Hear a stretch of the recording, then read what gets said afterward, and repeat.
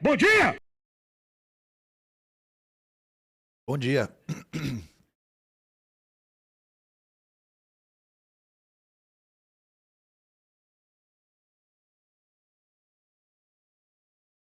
Gustavo e Vini, obrigado pelas raids, queridos. Tamo junto. Eu tava terminando de passar meu cafezinho aqui. Mas sejam bem-vindos e bem-vindas e bem-vindes, vocês todos. Engasguei. Caralho.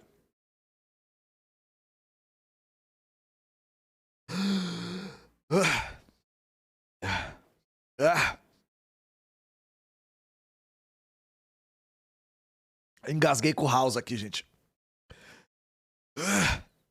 Meu Deus.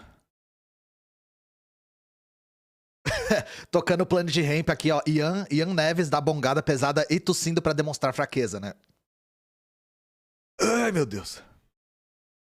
Delay, se tá dando delay no áudio e no vídeo, dá F5, é problema da Twitch.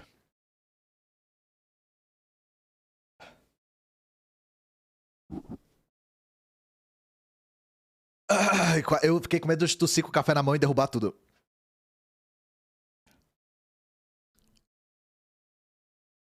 Ai, meu Deus. Hoje é leitura, gente. Se eu conseguir sobreviver ao engasgo, hoje é leitura. E hoje é a live que eu pego menos gente, mas é a live que quem fica gosta, porque eu acho ela bastante esclarecedora, inclusive. Hoje a gente vai entrar em certos temas que eu mesmo não domino tão bem. Porque economia política é a minha grande fraqueza no marxismo.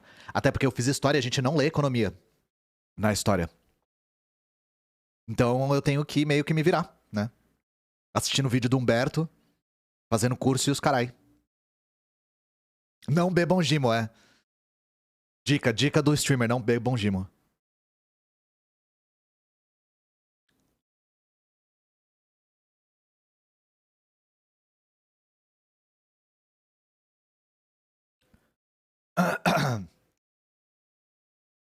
A parte de eu concordo com você, Roy. A parte de banco eu fico perdidaço. Eu me perco muito quando começam a falar de banco e crédito e essas coisas assim.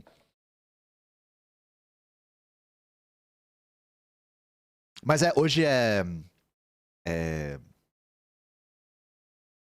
leitura de um manual que é cumulativo, infelizmente. Mas eu vou lendo e vou explicando para tentar deixar o mais acessível possível.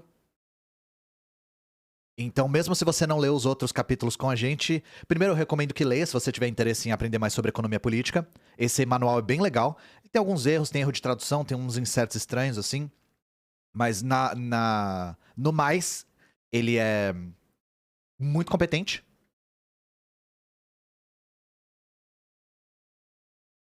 Não fui no ato porque eu estou com medo do vírus ainda. Não estou saindo. A gente tá na crista da onda agora, eu preciso esperar um pouco. Então eu tô um pouquinho preocupado com o vírus.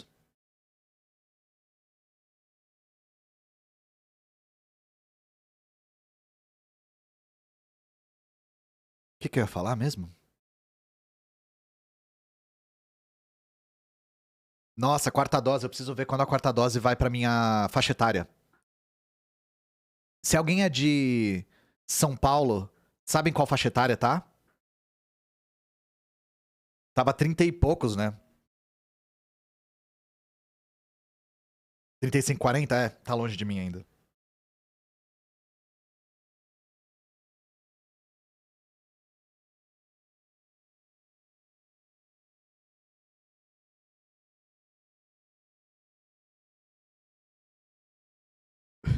Canal sobre a visão marxista-leninista sobre a maconha, o quê? Peraí, me perdi.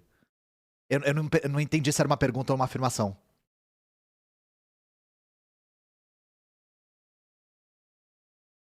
Pongada pública, exatamente. Era uma sugestão pra eu fazer um rebranding, era isso, né?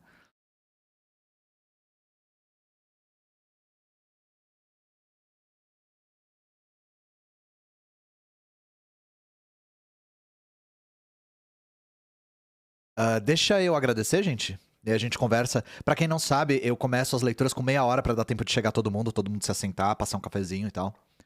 Luana Vesby, Vini Pai, obrigado pelo presente. Como Nália, tá 2 vezes aqui, não sei porquê. Opina Brian, Teskey, Yamimura, Andrew CCCP, Ninja Padeiro, obrigado pelos beats. Wolf CB, Camarada Lusca, obrigado pelo presente. Taiso KKJ, C.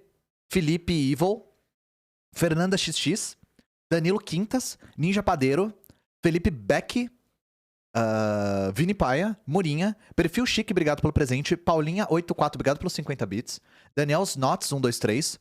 Caterine Zeta Skjarn, Adeptus Bravin, Peope, Vini Days, obrigado pela raid, querido, tamo junto. Exclamação soberana aí pra seguirem o canal do Vini também. Dex181, Mailistiardo, Objetificado, História Cabeluda, muito obrigado pela raid.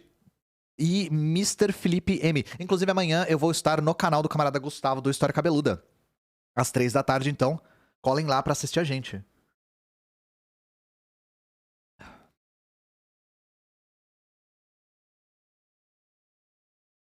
E senhor Sagui, obrigado pelos 140 bits. Hoje não é Gimo Quente, hoje é Boldo Bom, gente. Hoje é Indica Flower, assim. Hoje a gente vai aprender marxismo.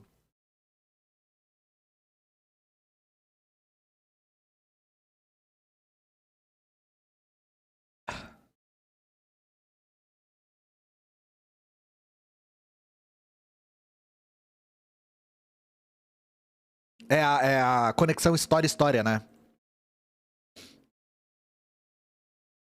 Eu com o Gustavo é a fusão história-história. Burlando o chefe pra aprender com Marx, né? Você pega assim o livro, ó. Você pega o Pai Rico, Pai Pobre.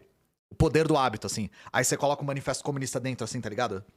Aí você vai no trabalho assim, ó, você chega, aí o seu chefe vai olhar e fala, tá no mindset. Aí você fala, pá, pode pá, mano.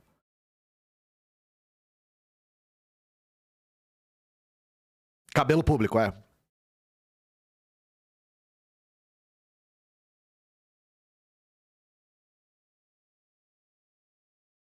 Ó, tá aparecendo 2 vezes o Prime, tá vendo, gente? Evander Santo, obrigado pelo Prime. Ó, fica tipo 2 vezes, não sei porquê. Eu não ganho 2, eu não ganho 2 dinheiros, eu ganho 1 dinheiro só.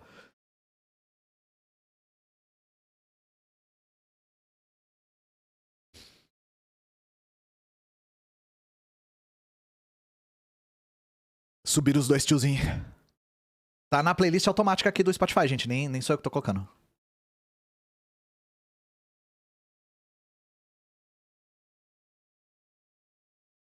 Eu coloquei o capítulo 4, versículo 3, e aí o Spotify tá só dando play aí. Conheceu a avó do Gustavo, que específico.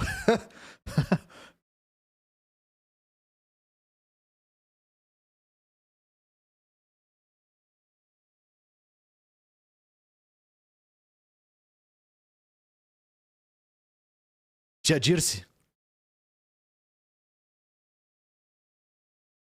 Minha chefe permitiu que eu colocasse uma placa de Stalingrado na minha mesa. Caralho. No intervalo do meu trampo, eu leio o Lenin dentro de uma apostila de empreendedorismo.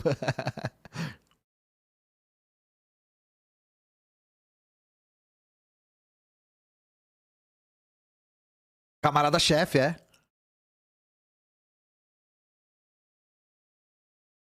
Ah, você falou, um camarada aí perguntou de rock. A última coisa de rock que eu tenho ouvido é Buckethead. Eu entrei na brisa do Buckethead esses últimos tempos. E eu gostei. Gostei bastante. Se eu não me engano, o Buckethead é o cara que bateu o recorde mundial de mais álbuns. Ele tem, tipo, 600 álbuns, uma coisa assim.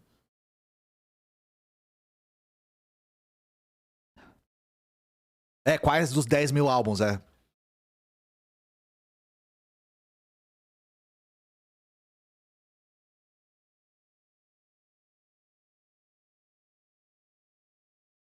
Opa!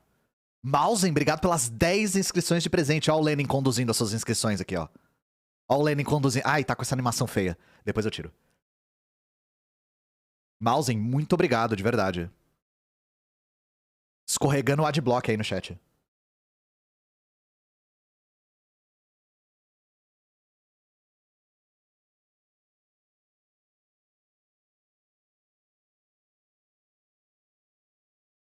Queria um subzinho. Mas é isso, gente. Eu sei que eu já falei isso ontem, mas no sábado eu vou fazer uma live de comunismo introdutório, princípios básicos do comunismo. Não coincidentemente, esse é o nome de um textinho do Engels, né? E espero que isso seja útil, porque eu tenho tentado abordar mais temas que tenham utilidade pública para facilitar a formação da galera, né?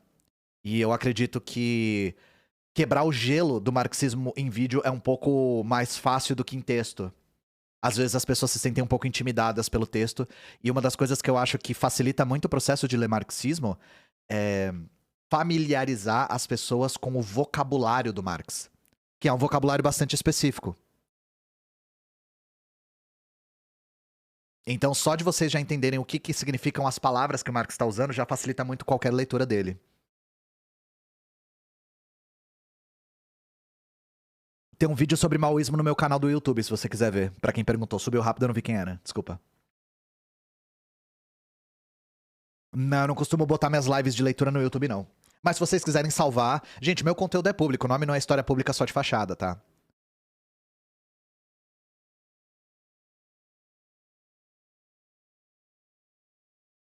Como se organizar sendo extremamente tímido é uma excelente pergunta. Eu falei, os partidos devem ter respostas mais adequadas pra esse tipo de pergunta.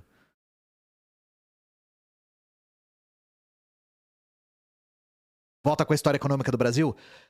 É que essa história, pra vocês terem uma ideia, esse vídeo do Collor, pra quem assistiu, vocês viram que eu fiz em 2 semanas, né? Esse vídeo do Collor demorou muito tempo pra eu fazer, justamente por eu não ter o domínio da teoria necessária pra analisar a economia. Então eu tive que, primeiro, perguntar pra economista, segundo, ler muitas coisas básicas. Desculpa. Pra conseguir abordar o tema de maneira superficial, assim. Então, falar de história da economia não é o meu forte e eu tomo muito tempo. Toma muito do meu tempo falar sobre isso, né?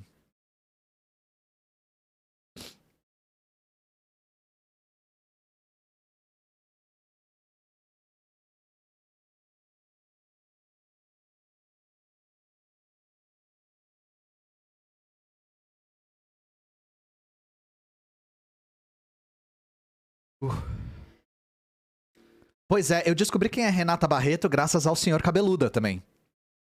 Eu não fazia a menor ideia de quem era Renata Barreto, até eu ver ele e a Juliane Furno reagindo a ela. E assim, até eu que não tenho pós-doutorado em economia que nem a Juliane Furno, consigo ver os problemas no que ela tá falando, sabe? Então, assim, Pois é. Privilégio liberal é você não saber do que você tá falando e ter espaço na TV, sabe?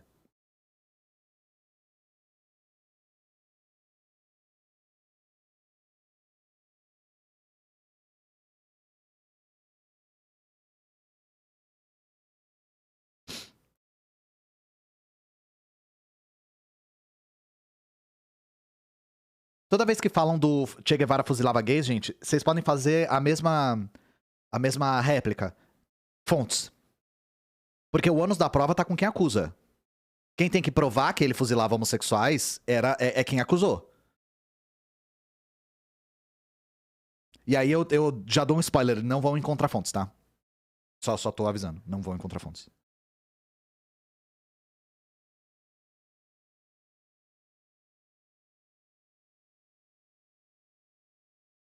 Mas, um detalhe interessante.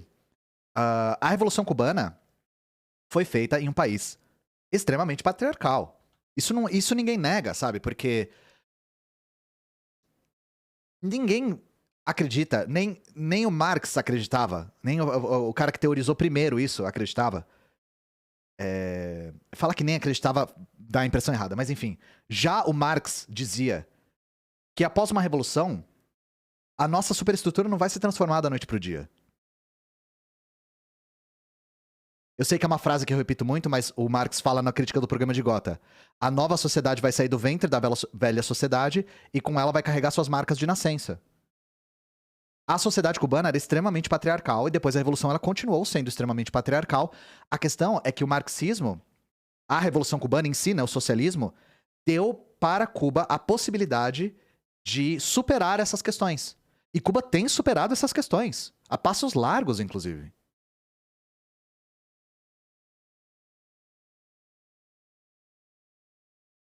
E isso é uma coisa interessante, Mário. É, tudo bem que Cuba era um país muito patriarcal, principalmente logo após a Revolução. Mas não existe relatos de Cuba castrando quimicamente homossexuais que nem a Inglaterra. Então, assim, desculpa. Dois pesos, duas medidas, né? O gamer tá bem, gente. Eu não tô falando por ele porque eu não quero falar por ele, né? Mas ele tá bem. A gente tá. Uma das coisas que a gente se preocupa em fazer no coletivo é cuidar da saúde mental uns dos outros. E pode ter certeza de que a gente se preocupa tanto quanto vocês. Eu só não quero falar nada pra não falar por ele.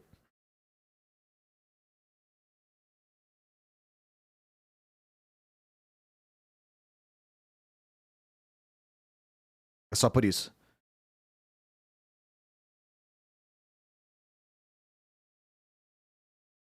Pra quem não sabe, o gamer ele foi banido da Twitch. Oh, do Twitter, desculpa, eu tava lendo o chat e me confundi. O gamer foi banido permanentemente do Twitter por uma razão totalmente. Falei Twitch, desculpa. Twitter. O gamer foi banido do Twitter por uma razão completamente trivial. E sendo que rola nazismo e xenofobia e racismo e negacionismo o tempo todo lá no Twitter e o Twitter não faz nada, sabe? Mas o gamer chamou sei lá quem de lixo e tomou um ban permanente sem aviso prévio. O que é foda porque não é como se ele tivesse perdido qualquer perfil de, de 20 mil seguidores. O gamer trabalha com internet, gente. Ele trabalha com internet. Pra ele perder isso é perder parte do ganha-pão dele. É muito mais grave do que qualquer outra pessoa que usa casualmente redes sociais perder o seu perfil, sabe? E vamos combinar que chamar alguém de lixo não é motivo pra ban permanente sem aviso prévio.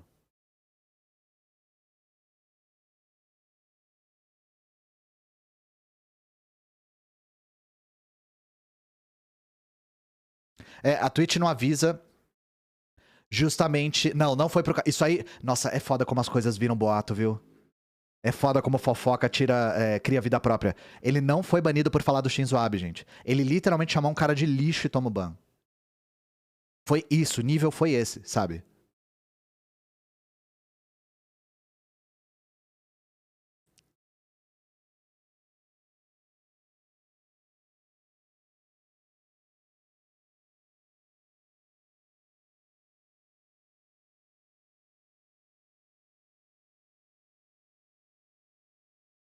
Você acha que o consumismo é o maior motivo das pessoas não se radicalizarem? Não. Não. Ah, e eu te dou uma evidência material disso. Nós temos 33 milhões de brasileiros passando fome agora.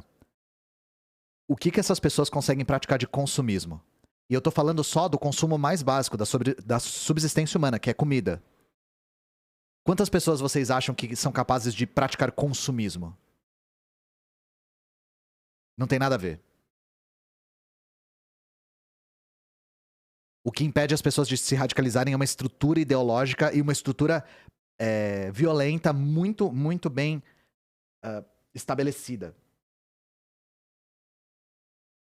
Não tem a ver com consumismo.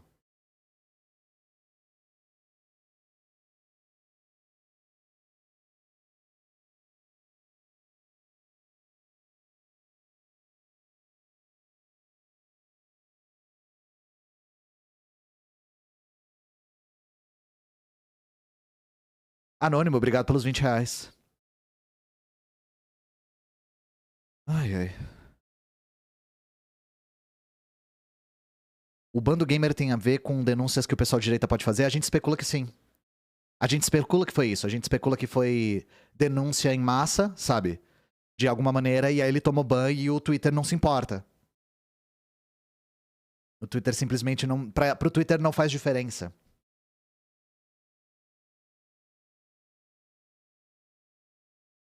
Mas enfim, vamos passar pro. Eita, olha o tamanho do título aqui. Vamos passar pro texto?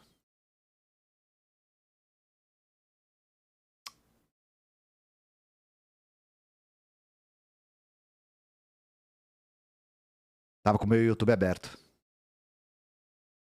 Mas acho que não tinha nenhuma informação crucial lá.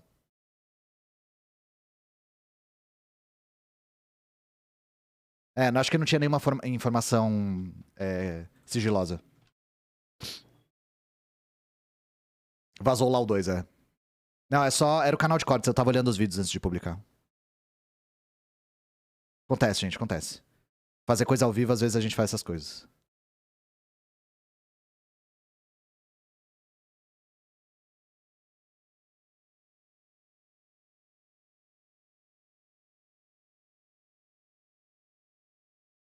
Você tem alguma sugestão de leitura complementar sobre os dois últimos? Complementar? Boa pergunta. Se você quer ler o próprio Marx, eu recomendo esse texto que eu falei mais cedo, que é o Salário, Preço e Lucro. Se você quiser ler mais Marx falando sobre. Se você quiser ler mais sobre de maneira secundária, tem um livro do Alfredo Saad Filho, chamado Valor em Marx, acho que chama. Valor em Marx. Que ele fala sobre valor. Então talvez seja um complemento. Talvez seja o que você está procurando, né? Que é uma bibliografia secundária para explicar um pouco mais. 3 estágios, né? Estágio é uma maneira antiga de escrever estágio.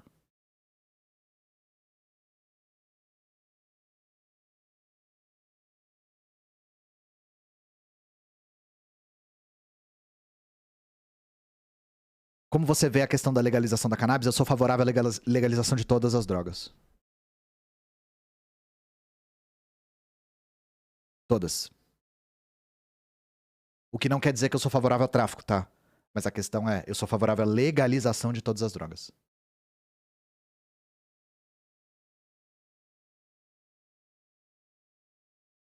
Todas, todas.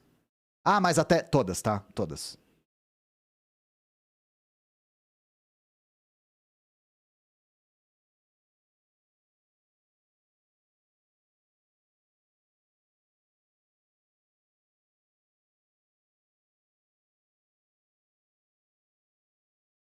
Até miojo doce. E eu vou falar pra vocês, os partidos comunistas também são, tá? Porque nenhum partido comunista acredita que a ilegalização das drogas de maneira formal diminui o uso de droga, tá? Ninguém acha isso.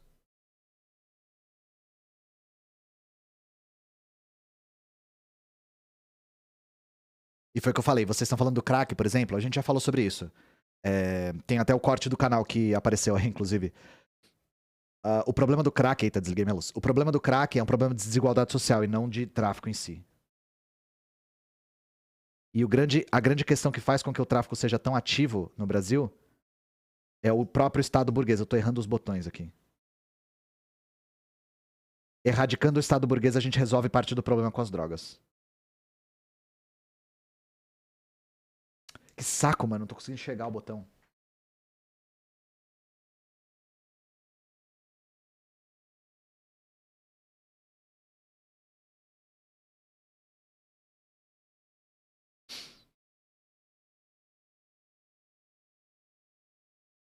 Qual a minha opinião sobre Proerd? Proerd é um projeto frustrado. Frustrado não, fracassado, que gasta um dinheiro público imenso, que mete um monte de policial militar armado dentro de sala de aula, e é uma coisa que já tinha sido provada que não tem o menor efeito a não ser gastar dinheiro público nos Estados Unidos na década de 80.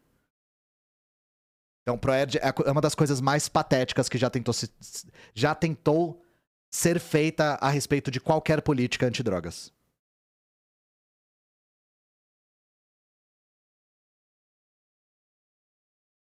Nenhum dos. É questão de saúde pública? Não é questão de saúde pública. É questão de desigualdade social.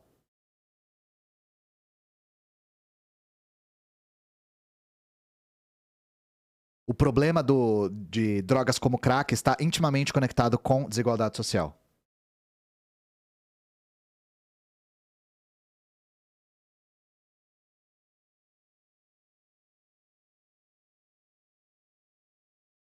Existe algum país que todas as drogas são liberadas? Existe. Acho que Portugal todas são, né? Não é que são liberadas, tipo, tem na loja, você vai achar cracão na loja, mas não é ilegal.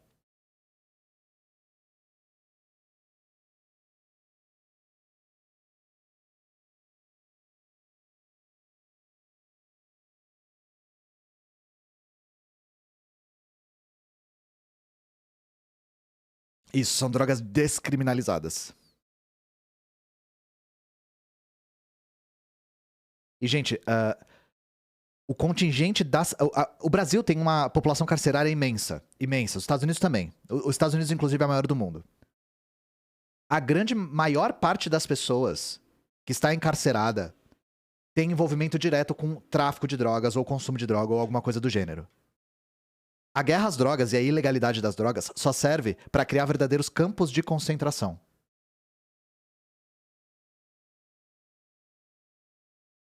Vocês realmente acreditam que a punição para envolvimento com droga de qualquer maneira no Brasil é proporcional? Na minha opinião, não é proporcional, tá?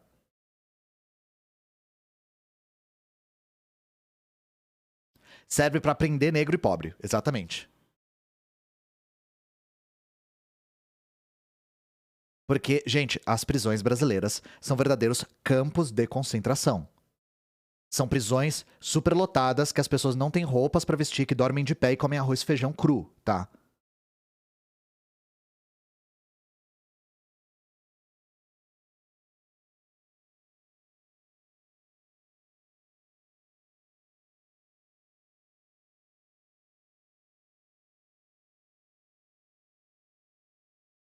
No caso dos Estados Unidos é mais interessante, né?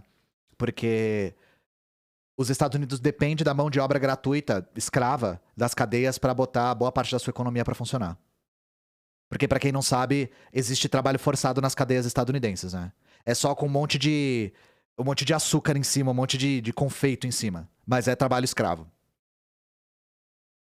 Você tem que trabalhar em troca dos funny money dele lá, dos tokens, dos bits lá que eles dão pra poder comer dentro da cadeia. Você tem que trabalhar, você não tem escolha.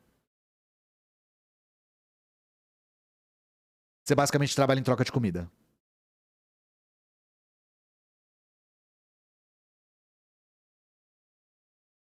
Na União Soviética existia algo parecido com a PM? Não.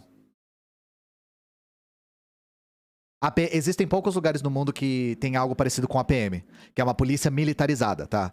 Isso é uma coisa que é uma excrescência. Inclusive, se você for pra outros países do mundo e falar assim. E falar que a polícia do Brasil é militar, as pessoas vão ficar chocadas. Não só na União Soviética, mas a maior parte dos países não tem polícias militarizadas.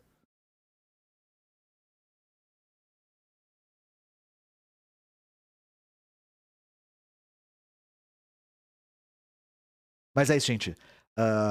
Esse capítulo tem de 42 a 58 minutos, o que pra esse livro é pouco, então é um capítulo pequeno. Lembrando que a gente já leu capítulos de 160, 150 e tal. E nós vamos falar sobre os três estágios, né? Tá escrito estágios, mas é estágio, de desenvolvimento do capitalismo na indústria. Ou seja, existe o capitalismo no campo, por exemplo. O capitalismo se desenvolve no campo também. Mas a gente vai falar do capitalismo na indústria. Que foi onde o capitalismo surgiu como modo de produção acabado, né? Foi com o surgimento da indústria. Então, eu falei pra vocês, vai entrar um pouco numa seara que eu não domino tão bem, mas eu vou tentar esclarecer o que eu consigo esclarecer. E eu vou pedir um favor pra vocês. Eu não posso ficar interrompendo o texto pra responder as perguntas mais básicas no chat. Se tiver alguém no chat que manja mais de economia política e puder responder as perguntas simples, eu ficaria muito agradecido, porque a gente tá aqui pra aprender junto. Então, eu vou tirar os alertas, gente. Obrigado pelos subs, eu vou agradecer todo mundo no final. Mas vou tirar os alertas pra não ficar na frente do texto. Inclusive, eu já estou fazendo um overlay novo no qual os alertas não ficam na frente do texto. Então, os alertas podem ficar ligados o tempo todo. E é isso, vamos à leitura.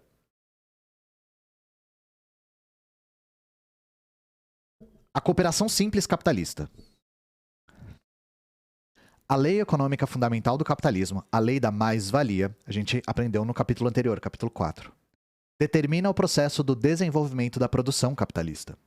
A caça dos capitalistas à mais-valia tem como consequência o crescimento das forças produtivas da sociedade capitalista. Um papel particularmente importante no desenvolvimento das forças produtivas do modo de produção capitalista, na elevação da produtividade do trabalho, é desempenhado pela corrida em busca da mais-valia extraordinária, que impele os capitalistas ao emprego de uma técnica avançada de produção. Recapitulando. Mais-valia extraordinária é quando um industrial consegue empregar uma técnica que faz com que os produtos consigam baratear. Barateando, ele coloca os produtos no mercado ao mesmo preço que os outros industriais e lucra mais porque foi mais barato de produzir. Isso é a mais-valia extraordinária e é um processo temporário. A mais-valia extraordinária surge e ou esse industrial quebra os outros industriais ou os outros industriais se adequam a esse primeiro industrial. A lei da crescente produtividade do trabalho, segundo a qual os gastos de produção reduzem-se constantemente, ao passo que o trabalho vivo torna-se constantemente mais produtivo, alcança no capitalismo uma amplitude consideravelmente maior do que no feudalismo. Na caça à mais-valia, o capitalismo, que sucedeu ao feudalismo, levou muito para diante o desenvolvimento da produtividade do trabalho, em comparação com as formações sociais precedentes. Ou seja, isso é um dos mitos que se fala muito sobre o Marx e o marxismo no geral. Vocês vão ver os liberais falando assim, o capitalismo traz abundância, o capitalismo teve não sei o que lá. Sabe o que o Marx diz? Então, tô ligado. A capacidade produtiva do capitalismo é infinitamente superior à do feudalismo. Isso é verdade. Isso é verdade. Ele não nega isso. Inclusive, ele observa isso. Né? A questão não é essa. A questão nunca foi essa. Porque o argumento nunca foi que o capitalismo produz pouco. A questão não é essa. A questão é que só a produção não basta. Nós temos relações de produção. E é isso que a gente está buscando transformar. Dessa forma, o desenvolvimento da mais-valia relativa significa o desenvolvimento da produtividade do trabalho pelo capital. Analisando a produção da mais-valia relativa, Marx pesquisa os 3 estágios históricos fundamentais da elevação da produtividade do trabalho pelo capitalismo. 1. A cooperação simples. 2. A divisão do trabalho e a manufatura. 3. A máquina e a grande indústria. Como já indicamos, o ponto de partida do desenvolvimento do capitalismo é a pequena produção mercantil. Os capitalistas, apoderando-se da pequena produção, ampliam as dimensões das empresas, sem alterar nos primeiros tempos nem os instrumentos nem os métodos de trabalho dos pequenos produtores. Essa etapa inicial do desenvolvimento da produção capitalista chama-se cooperação simples capitalista. A cooperação simples capitalista é uma forma de socialização do trabalho, na qual o capitalista explora um número mais ou menos considerável de operários assalariados que se ocupam simultaneamente na execução de um mesmo tipo de trabalho. A cooperação simples capitalista surge à base da desintegração da pequena produção mercantil. As primeiras empresas capitalistas foram fundadas pelos comerciantes assambarcadores, usurários, mestres enriquecidos pelos artesãos. Nessas empresas, trabalhavam os artesãos e oficiais arruinados, que haviam perdido a possibilidade de tornar-se mestres independentes, bem como a pobreza rural. Nos capítulos anteriores, eles falam sobre a formação do capitalismo e a acumulação primitiva do capital. É isso que eles estão falando. Surge uma nova classe, a classe burguesa. Essa classe burguesa estava muito conectada com a circulação da mercadoria, ou seja, uma classe mercadora. E essa classe mercadora, essa classe de mercadores começa a ganhar poder econômico. E esse poder econômico começa a gestar o que viria a ser o capitalismo no futuro. É assim que é formado. E o ponto aqui é, o capitalismo é formado de forma... Formado de forma é ótimo, né? O capitalismo é formado de maneira material, com processo material. É um processo histórico material. E isso é importante salientar, porque ontem a gente leu um texto da BBC falando que o capitalismo é gestado a partir do momento que as pessoas começaram a clamar por mais liberdade. Não tem nada a ver, gente. É um processo material e histórico, não é um processo idealista, tá?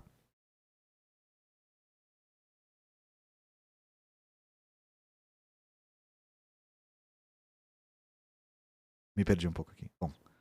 A cooperação simples capitalista apresenta consideráveis vantagens sobre a pequena produção mercantil.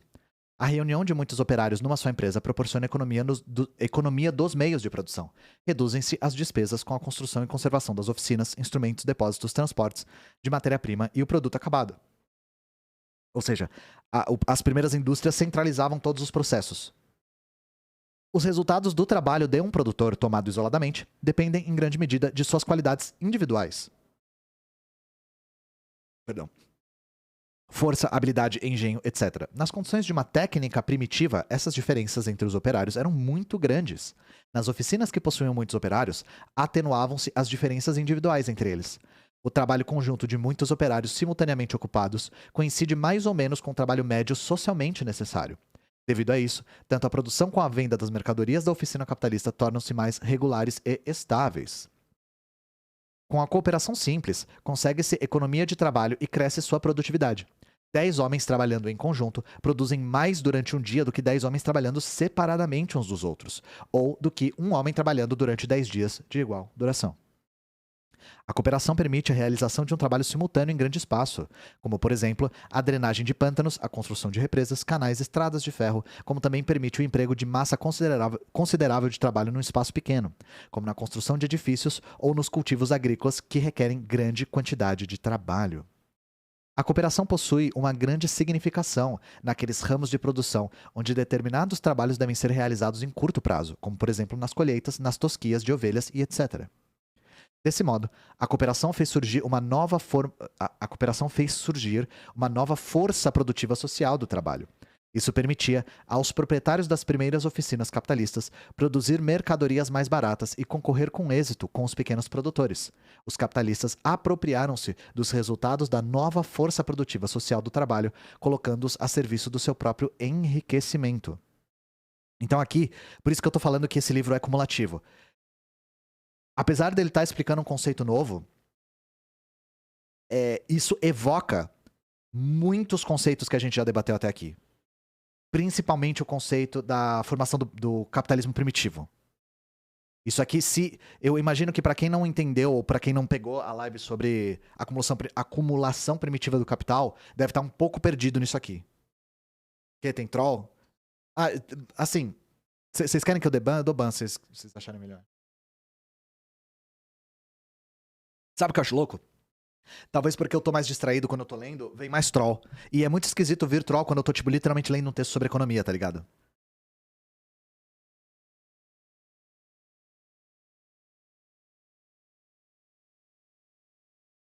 Tá, tchau, tchau.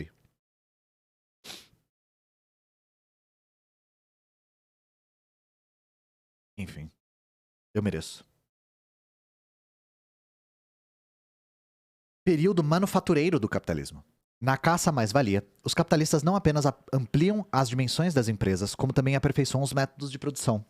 Um importante passo no desenvolvimento da produção capitalista foi o largo emprego da divisão do trabalho dentro das empresas. À base da produção manual, não podia haver nenhum progresso da técnica, exceto na forma de divisão do trabalho. Processa-se, em relação com este fato, a passagem da cooperação simples para a manufatura. Enquanto que na cooperação simples, todos os operários executavam um trabalho do mesmo tipo, na manufatura, os operários especializam-se no cumprimento de diferentes operações. Como se sabe, a manufatura é uma cooperação capitalista baseada na divisão do trabalho e na técnica artesanal. Como forma de produção capitalista, a manufatura predominou na Europa Ocidental aproximadamente de meados do século XVI ao último terço do XVIII. Ué, mas aí a dúvida que pode surgir. Mas o capitalismo não surge só no 18? Como que ele está falando em capitalismo nesse aspecto? Então, não existe modo de produção puro, gente. Não existe modo de produção puro. Então, desde o século XV e XVI, aliás, até desde antes a gente consegue observar, as relações de produção que seriam dominantes no capitalismo sendo gestadas na Europa. O que acontece depois do século XVIII é que a relação de produção capitalista se torna dominante. E aí é que surge o modo de produção capitalista. O que também não quer dizer que o capitalismo, principalmente o surgido no 18 e no 19, não tinha dentro dele relações de produção feudais, por exemplo. Então não acreditem que a sociedade vai mudando de maneira rígida, que ela tem datas específicas para mudar. A sociedade ela vai mudando aos poucos. E quando a gente fala em modo de produção, a gente está falando das relações de produção e das forças produtivas dominantes de uma sociedade. A divisão do trabalho na manufatura é a divisão do trabalho dentro de uma empresa tendo em vista a produção de uma mesma mercadoria, diferentemente da divisão do trabalho na sociedade entre diferentes empresas para produzir mercadorias diversas. A divisão do trabalho dentro da manufatura pressupõe a concentração dos meios de produção em mãos do capitalista, que é, ao mesmo tempo, o proprietário das mercadorias produzidas. O operário assalariado, diversamente do pequeno produtor autônomo, não produz uma mercadoria. Aqui só se transforma em mercadoria o produto conjunto do trabalho de muitos operários. Então, eu sei que pode parecer estranho, mas o que ele está falando é o seguinte: um operário não produz mercadoria. A mercadoria é produzida por vários operários. Não dá para dizer que aquela mercadoria foi feita por uma pessoa só. Então, a produção é socializada. A questão é essa. A divisão do trabalho dentro da sociedade pressupõe a dispersão dos meios de produção entre produtores de mercadorias independentes entre si. O produto do seu trabalho, por exemplo, os do marceneiro, do tanoeiro, do sapateiro, do agricultor, aparecem como mercadorias e os vínculos entre os diferentes produtores estabelecem-se através do mercado. A superioridade da manufatura em comparação com a cooperação simples residia na divisão do trabalho, que permitia uma grande economia de trabalho e elevava sua produtividade. Isso aqui tá claro, né? Dividir o trabalho em pequenas funções que cada um é especializado é mais produtivo do que todo mundo fazer tudo.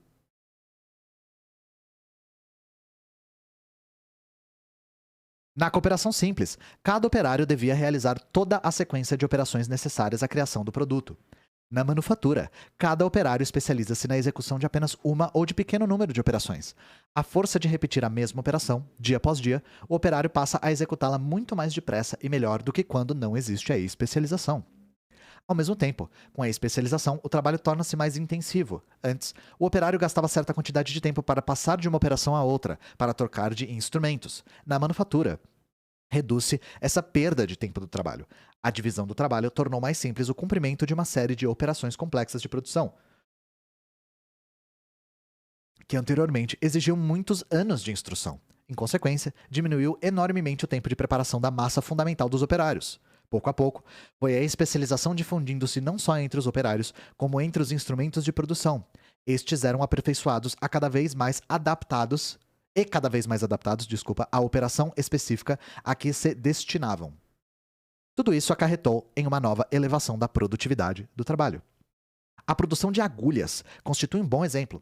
No século XVIII, uma pequena manufatura com 10 operários e com a divisão do trabalho produzia 48 mil agulhas por dia. Portanto, cada operário produzia 4,8 mil agulhas. Ao mesmo tempo, sem a divisão do trabalho, um só operário não podia produzir nem 20 agulhas em um dia.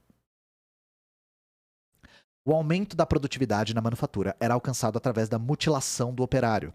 A manufatura transformava o operário num operário parcial, obrigado a passar todo o tempo realizando uma mesma operação. A repetição permanente dos mesmos movimentos simples deformava fisicamente o operário. Viam-se operários com as espáduas recurvadas, com afundamento da caixa torácica, etc. Os operários da manufatura eram submetidos a uma brutal exploração. Imperavam os longos dias de trabalho e os baixos salários. A nova disciplina, a disciplina capitalista do trabalho, introduzia-se através de medidas implacáveis de coação e violência. A divisão do trabalho na manufatura, escreveu Marx, cria novas condições para o domínio do capital sobre o trabalho. Por isso, se de um lado ela constitui um progresso histórico e um momento necessário do desenvolvimento econômico da sociedade, de outro lado é um instrumento de exploração civilizada e refinada. Exatamente o que eu falei, ó. De um lado, ela constitui um progresso histórico e um momento necessário no desenvolvimento econômico da sociedade. Então não caiam nesse espantalho de que, você está reclamando do capitalismo, mas o capitalismo é extraordinariamente produtivo. Eu sei, cara. A gente sabe disso. A gente sabe que é. Muito mais produtivo do que era antes. Tal país saiu do feudalismo e foi pro capitalismo e a sua produção aumentou. Eu sei. Nós sabemos disso. O ponto nunca foi esse.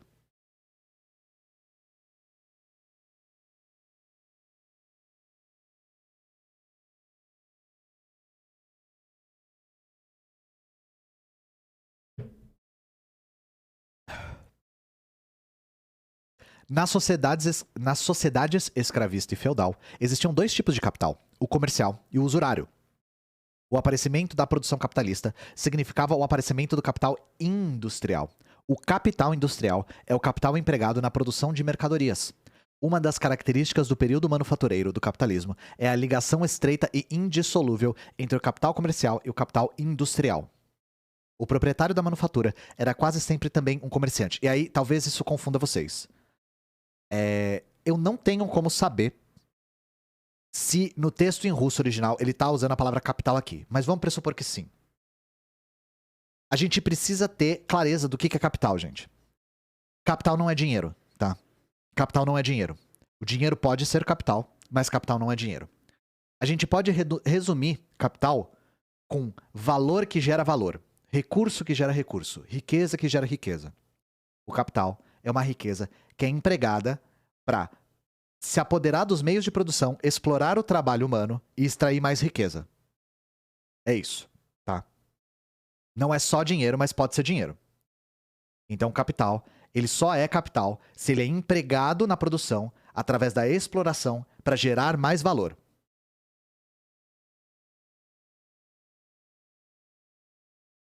Então,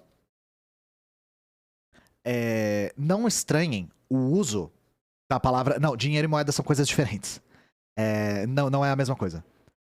Não estranhem o uso da palavra capital aqui falando sobre o modo de produção escravista e o modo de produção feudal. Não é sempre usado o termo capital para não confundir com o capitalismo, mas se a gente for compreender o capital como recurso que gera recursos, sim, dá pra gente falar de capital em sociedades escravistas e feudais.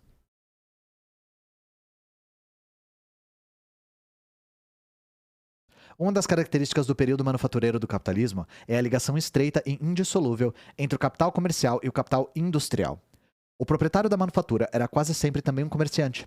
Ele revendia matérias-primas aos pequenos produtores, repartia os materiais a domicílio para serem elaborados, comprava aos pequenos produtores peças por eles fabricadas, ou comprava para revender em seguida as mercadorias por eles produzidas.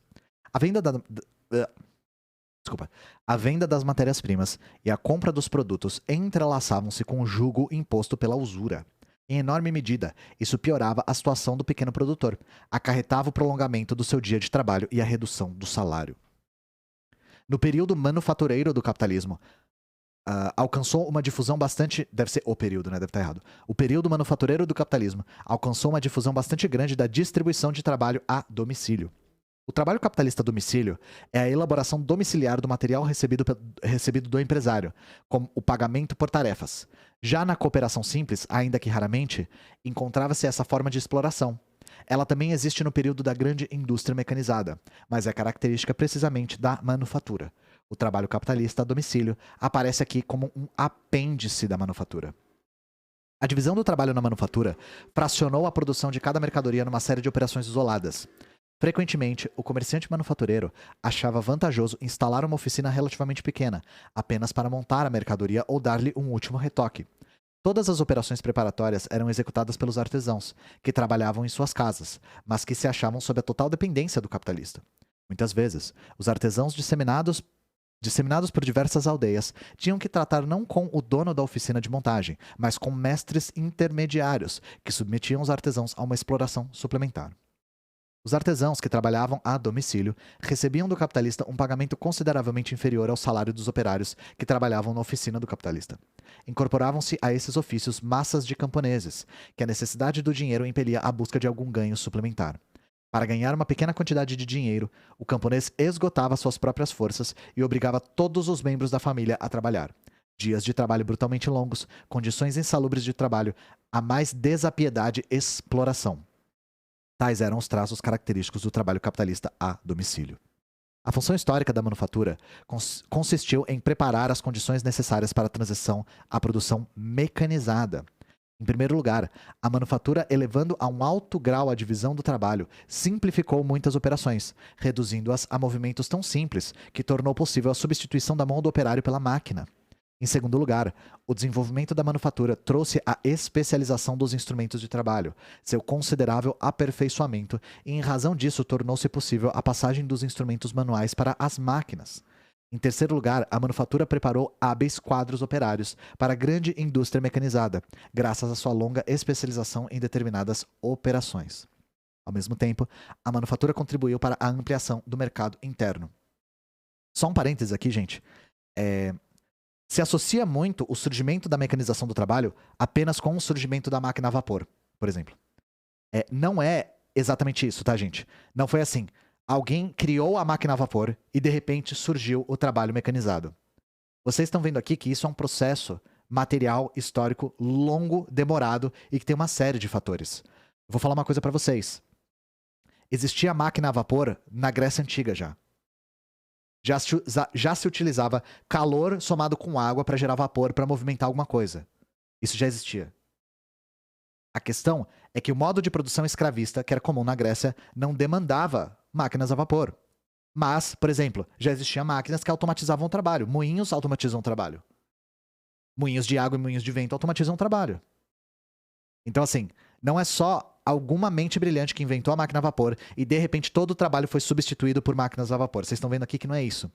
Primeiro precisou surgir a divisão social do trabalho e depois surgir a divisão manufatureira do trabalho. Sem a divisão manufatureira do trabalho, não era possível surgir a mecanização. Porque a manufatura dividiu o trabalho em movimentos tão simples que eles puderam ser substituídos por máquinas igualmente simples. A máquina a vapor grega antiga ela tem um nome bem descritivo. É hélio alguma coisa. É uma bolota que você esquenta e ela fica girando. Deixa eu ver aqui.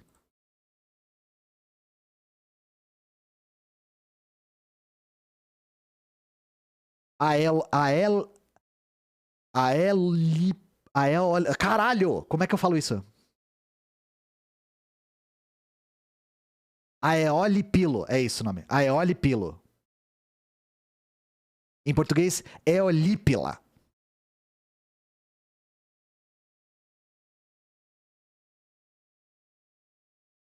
Eolípila.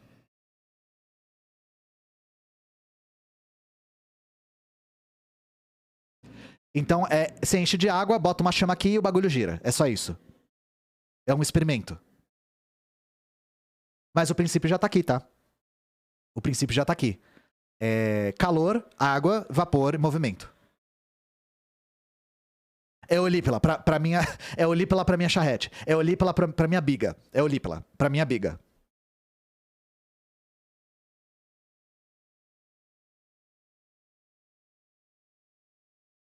Mas é isso, não vão achando que é um puro determinismo tecnológico, tá? Porque acreditar que a Revolução Industrial foi apenas um aperfeiçoamento da técnica de produção através do surgimento da máquina não é completo, tá? Os processos históricos não se dão de maneira tão determinista. Ao mesmo tempo, a manufatura contribuiu para a ampliação do mercado interno. No período manufatureiro, surgiu uma série de novos ramos da produção industrial. Um após o outro, desprenderam-se da agricultura diferentes tipos de elaboração industrial de matérias-primas agrícolas. Com o incremento da indústria, aumentava mais e mais a demanda de produtos agrícolas. Em relação com isso, processava-se a ampliação do mercado. E isso aqui é interessante. Desculpa. Com o surgimento da manufatura, gente, com o surgimento da indústria no geral, com o surgimento dessa produção dividida, surge a divisão entre cidade e campo. Então surgem duas formas de trabalho distintas, separadas. A produção manufatureira, a produção de artesãos mesmo, desde antigamente, se concentra nas cidades, e a produção de alimentos e insumos básicos se concentra no campo. Isso cria uma divisão campo-cidade. Um dos objetivos do comunismo é tirar essa divisão campo-cidade, fazer com que o trabalho não seja dividido dessa forma. Mas isso é uma formação histórica. A divisão campo-cidade é uma formação histórica. Com o incremento da indústria, aumentava mais e mais a demanda por produtos agrícolas. Em relação com isso, processava-se a ampliação do mercado. As regiões que se haviam especializado na produção de, por exemplo, algodão, linho, beterraba, açucareira e também na produção de origem pecuária tinham necessidade de cereais. A agricultura, por seu turno, elevou a procura de diferentes artigos da indústria. O processo de desenvolvimento do mercado interno apresentava um duplo caráter. De uma parte, a burguesia urbana e rural exigia meios de produção, aperfeiçoamento dos instrumentos de trabalho, máquinas, matérias-primas, etc., necessárias às empresas capitalistas existentes e à construção de novas empresas. Também crescia a procura de objetos de consumo para a burguesia. De outra parte, o aumento numérico do proletariado industrial e agrícola, fato que se relaciona intimamente à diferenciação no seio do campesinato, era acompanhado pela elevação de procura de mercadorias, que constituíam os meios de existência para os operários. Isso aqui eu vou fazer um parênteses também. O capitalismo, por revolucionar as relações... E revolucionar não é uma coisa positiva, tá? Só revolucionar no sentido de transformar de maneira radical. Por transformar de maneira radical as relações de produção, ele aumenta, por si só, a demanda por mercadorias. Por quê? Uma série de mercadorias, digamos assim, uma série de artigos domésticos, antigamente, eram produzidos domesticamente. Eu dou um exemplo. Vela. Se produzia vela em casa, gente. Só que, com toda a família sendo forçada a trabalhar numa indústria 16 horas por dia por não ter outra opção, as pessoas têm que buscar comprar as velas que antes eles fabricavam em casa. Isso aumenta a demanda por mercadorias. Isso é só um exemplo, tá? As mercadorias que antes eram feitas de maneira artesanal e doméstica tiveram que ser feitas pela indústria por demanda agora. Isso ele não tá falando aqui. Provavelmente ele vai falar no futuro, mas eu tô antecipando um negócio aqui já.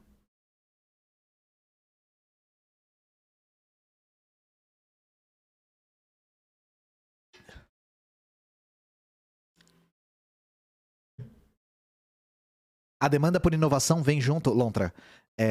Lembra, eu não sei se você estava desde o começo, a gente estava falando sobre a busca pela mais-valia extraordinária, né? A demanda por inovação é a busca incessante por mais-valia extraordinária. Então, se todos os industriais estão produzindo o mesmo produto e um industrial descobre uma maneira de produzir ele mais rápido, esse industrial acumula mais-valia extraordinária em relação aos outros industriais. A busca por inovação constante no capitalismo se dá pela busca de mais-valia extraordinária. Tem a ver com o conceito que a gente estudou no capítulo passado. Não existe só um tipo de mais-valia, né? Existe a mais-valia absoluta, relativa e extraordinária. Melhor definição de inovação que eu já ouvi. Pois é, né? O materialismo é uma coisa bastante impressionante de se observar. Foco geral é criar mais mercado, não existe tanta margem para ter mais valia. Sim, o capitalismo é capaz de criar necessidades também. A superestrutura do capitalismo cria necessidades. Mas isso é... Existe uma relação dialética aí. O Marx já diz no Ideologia Alemã que o primeiro ato histórico é a satisfação das nossas necessidades. Então, na busca por satisfazer nossa fome, nosso frio, para resolver nosso frio, para ter onde morar, a gente atua historicamente. Ao atuar historicamente, ao satisfazer nossas necessidades, nós criamos novas necessidades. Então, a humanidade já, pelo seu caráter histórico, por ser pautada pelo trabalho por satisfação de necessidades, já cria novas necessidades de maneira, digamos, eu não quero usar a palavra natural, mas de maneira histórica. Nós criamos necessidades novas. A máxima do Marx é essa, né? Nós criamos... Tendencial é uma boa. Tendencial é uma palavra boa. Orgânica também é boa. Obrigado. Então a máxima é... Minha descrição tá ruim hoje. Ao satisfazer nossas necessidades, nós criamos novas necessidades. A questão é, isso não quer dizer que o capitalismo, buscando aumentar o acúmulo de capital, crie novas necessidades. Cria. E é por isso que vocês veem uma quantidade imensa de produtos inúteis sendo criados pelo capitalismo. O capitalismo, por ter uma superestrutura de dominação ideológica, consegue criar necessidades artificiais. E o exemplo que eu sempre uso é... Lembra do Shark Tank? O metaverso é um exemplo bom. O Shark Tank tem, assim, uma quantidade imensa de pessoas buscando criar novas necessidades para acúmulo de capital. Então, o exemplo que eu uso é aquela luva que foi criada por um grupo de ultra empreendedores geniais alemães, que era para tirar OB, era uma luva rosa para tirar OB. Os caras resolveram um problema que não existe. E vocês não imaginam, gente, a quantidade imensa de recursos investidos em coisas inúteis. Inúteis. Eu vou mostrar uma pra vocês, ó. Eu quero ver se tem um... Se tem um vídeo que fala sobre. Porque as pessoas ficam tipo, não, o capital ele investe onde dá lucro, o capital é racional porque ele é pautado pelas necessidades. Mentira. Mentira, gente. Existe uma quantidade imensa de capital, de recursos sendo investido em coisas absolutamente inúteis.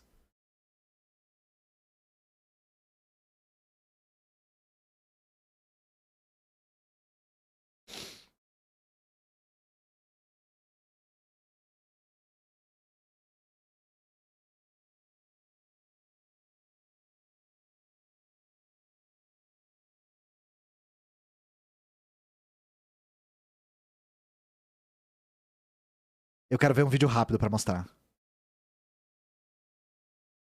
Isso aqui é bom? Ó. Deixa eu ver se esse vídeo é satisfatório, mas se não for eu explico. Vocês já viram isso aqui? Isso aqui é um baita de um exemplo de capitalismo tardio. Making juice is easy. Start by taking a stroll down to the neighborhood farmer's market. Buy about $50 worth of organic fruits and vegetables. Don't forget to bring a tote bag. Do you sell tote bags? No, we'll just carry it. Did you forget your tote? Wash your fruits and vegetables. Cut them, chop them, wash them again, peel them. I think this peeler's broken. Dig your juicer out from the back of your cupboard, realize there's still a part missing, find it. Figure out how to put it all together, then juice. And enjoy. Oh, but did you think you were done? Because you're not. Now you've made a big old mess that you have to clean up, the machine, the countertop, pretty much your whole kitchen. Isso é um edge, Beats out of anything. All right, so making juice isn't easy at all. It's actually a huge pain. But what if it didn't have to be? What is this? It's a Juicero. I'm sorry, I don't know what that word means. It's What's a new word. Juicero? Okay, define it for me. Juicero, the best juice ever. What comes out of the Juicero is so fresh that it shouldn't even be called juice. It should just be called, I don't know, squashed produce, because that's what it is. Our founder, Doug, is straight up made of juice. Literally, there's juice in my veins. Doug and the Juicero team have taken care of everything. Not just the washing, the peeling, and the chopping, but the growing, the harvesting, the washing, the refrigerated transport, the inspecting. Did we mention the washing, the packaging, and finally delivering to your house? And we haven't even gotten to the most genius part yet. There's nothing to clean. No mess whatsoever. It's so easy that it makes the old way of juicing seem, well, old. Why did I do all that other stuff? Who cares? That's our past life. This is our new life. Juicero. The easiest, freshest, most delicious way to get juice. Gente, essa máquina custa $400. Sabe o que a máquina faz? Eu vou falar pra vocês o que a máquina faz. Ela aperta. Ela é uma máquina de apertar. É uma máquina que aperta. Você precisa comprar o negócio certificado por eles. Só pode ser o deles, senão a máquina não aperta. Se não tiver o código de barra dos caras, ela não aperta. E se você quiser comprar o saco do suco deles e apertar com a mão, você pode. O capitalismo investe toneladas de recursos em coisas absolutamente inúteis.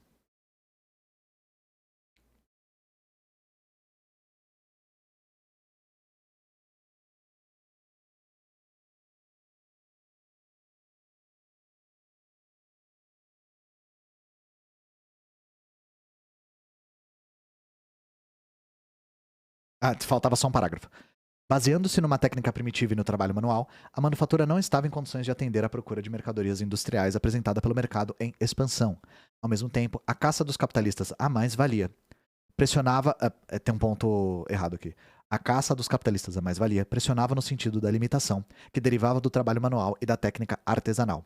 Surgiu a necessidade econômica de passagem da grande produção mecanizada. Só um parênteses, gente. Se vocês forem ler textos do Marx, é muito comum vocês encontrarem bastante erro. Por quê? A maior parte dos textos do Marx são feitos por OCR. E o que é OCR? OCR é quando você pega um texto em papel, escaneia e fala para o computador tentar identificar as letras. Então, se tiver uma sujeirinha, eu dou um exemplo, né?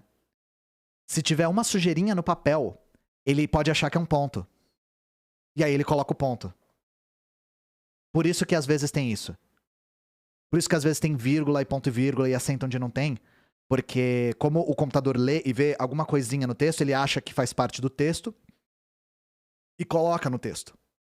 E às vezes ele mistura, é muito frequente misturar as letras RN e M. Se você escrever RN e M, elas são muito parecidas visualmente. E às vezes o computador não consegue distinguir. Tem que revisar, mas esse livro tem 1000 e poucas páginas, né? Então é um negócio que eu entendo. Ó, dá uma olhada, o RN e o M são quase iguais. E às vezes o computador não sabe qual que é qual. O OCR fica louco com C cedilha, O I virar L, exatamente. É bem comum isso também.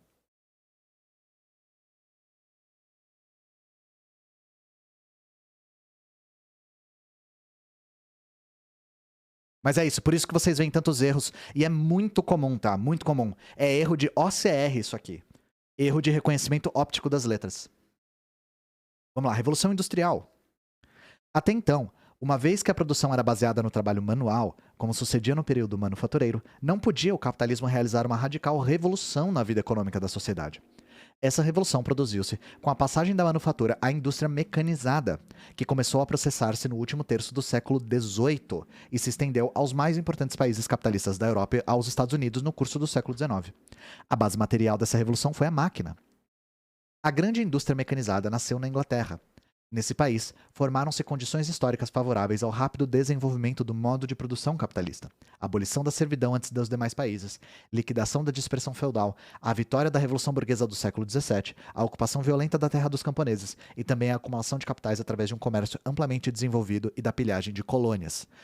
Então, o surgimento do capitalismo na Inglaterra, gente, é um processo histórico que é a soma de diversos fatores. Diversos fatores. Então, novamente, não acreditem que o capitalismo surgiu na Inglaterra porque lá alguém inventou uma máquina e a máquina dominou tudo. Não é isso, tá? Não é isso. Em meados do século XVIII, a Inglaterra possui uma grande quantidade de manufaturas. O ramo mais importante da indústria era a produção têxtil. Foi precisamente nesse ramo que teve início a Revolução Industrial, realizada na Inglaterra entre o último terço do XVIII e o primeiro quartel do XIX. A ampliação do mercado e a caça dos capitalistas à mais-valia condicionaram a necessidade do aperfeiçoamento da técnica de produção. Na indústria têxtil algodoeira, que se desenvolvia mais depressa que os outros ramos da produção, predominava o trabalho manual. Nessa indústria, as principais operações eram a fiação e a tecelagem. O produto do trabalho dos fiandeiros constituía o objeto do trabalho dos tecelões. O aumento da procura de tecidos do algodão fazia-se sentir, antes de tudo, na técnica da tecelagem. Em 1733, foi inventada a lançadeira volante, que levava ao dobro a produtividade do trabalho do tecelão. Tal invenção fazia com que a fiação se distanciasse da tecelagem. Nas manufaturas de tecelagem, sucedia frequentemente os teares ficarem parados por falta de fios. Surgiu a necessidade imperiosa de aperfeiçoar a técnica de fiação. Este problema foi resolvido com a invenção, em 1765-1767, da máquina de fiar, com a capacidade para movimentar de 15 a 20 fusos. A força motriz das primeiras máquinas era o próprio homem, ou então o gado, mas depois surgiram máquinas que eram movidas à força hidráulica. Os sucessivos aperfeiçoamentos técnicos possibilitaram não apenas aumentar a produção de tecidos, mas também melhorar a sua qualidade. Em fins do século XVIII, já existiam máquinas de fiar que movimentavam até 400 fusos. Em consequência dessas invenções, a produtividade do trabalho cresceu verticalmente na fiação. Surgiu na indústria têxtil algodoeira uma nova desproporção. Agora era a fiação que se adiantava à tecelagem. Esta desproporção foi afastada em 1785 com a invenção do tear mecânico. Depois de uma série de aperfeiçoamentos, o tear mecânico alcançou larga difusão na Inglaterra e nos anos 40 do século XIX. Alijou por completo o trabalho manual. Também passaram por transformações radicais as diferentes operações de tecelagem, o alvejamento, a tintura e a estamparia. O emprego da química reduziu o tempo de duração desses processos e melhorou a qualidade da produção. As primeiras fábricas têxteis foram construídas ao longo das margens dos rios e suas máquinas eram movidas por meio de rodas hidráulicas. Isso restringia grandemente a possibilidade do emprego da técnica mecanizada. Era necessário um novo tipo de motor que não dependesse nem da sua localização nem da época do ano. Esse motor foi a máquina a vapor. O emprego da máquina a vapor teve uma imensa significação. A máquina a vapor é o motor isento dos numerosos inconvenientes da roda hidráulica. Consumindo combustível e água, a máquina a vapor gera uma força motriz que se encontra inteiramente sob o controle do homem. Sendo móvel, dispensa a indústria da sujeição às fontes naturais de energia e possibilita a concentração da produção em qualquer lugar. A máquina a vapor começou a difundir-se rapidamente, não apenas na Inglaterra, como além das suas fronteiras, criando as premissas para o aparecimento das grandes fábricas com numerosas máquinas e muitos operários. As máquinas revolucionaram a produção em todos os ramos da indústria. Seu emprego deu-se não só na indústria têxtil algodoeira, mas também nas de lã, de linho e de seda. Inicialmente, as máquinas eram produzidas nas manufaturas mediante o trabalho manual. Custavam caro e também eram imperfeitas e de potência insuficiente. As manufaturas não podiam produzir a quantidade de máquinas necessárias à indústria em rápida expansão. O problema foi resolvido com a passagem à produção mecanizada de máquinas. Surgiu então um novo ramo industrial e se desenvolveria rapidamente: a construção de máquinas. As primeiras máquinas eram construídas preferentemente de madeira. Depois, as partes de madeira das máquinas passaram a ser substituídas por outras, metálicas. A substituição da madeira pelo metal tornava as máquinas mais duráveis e resistentes e abria a possibilidade de trabalhar com uma velocidade e uma intensidade tais como antes não era possível sequer pensar. Em princípios do século XIX, foram inventados o martelo e a prensa mecânicos e máquinas ferramentas. Primeiro o torno, depois fresas e perfuratrizes.